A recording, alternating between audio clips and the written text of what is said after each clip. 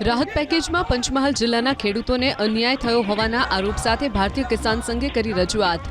રાજ્ય સરકારના પરિપત્ર મુજબ પંચમહાલ જિલ્લાના ખેડૂતોને કૃષિ રાહત પેકેજની સહાય ચૂકવવામાં ન આવી હોવાની કરાઈ રજૂઆત। અગાઉ પણ આ મુદ્દે 3 વખત રજૂઆત કરાઈ હતી।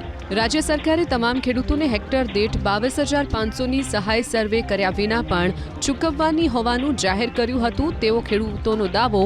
જો પરિપત્ર અનુસાર સહાય નહીં ચૂકવવામાં આવે તો 12 જાન્યુઆરીએ ગાંધીનગર ખાતે ખેડૂતો દ્વારા શક્તિ પ્રદર્શન કરવામાં આવશે।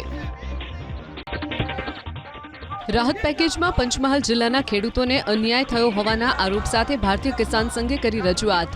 રાજ્ય સરકારના પરિપત્ર મુજબ પંચમહાલ જિલ્લાના ખેડૂતોને કૃષિ રાહત પેકેજની સહાય ચૂકવવામાં ન આવી હોવાની કરાઈ રજૂઆત। અગાઉ પણ આ મુદ્દે 3 વખત રજૂઆત કરાઈ હતી।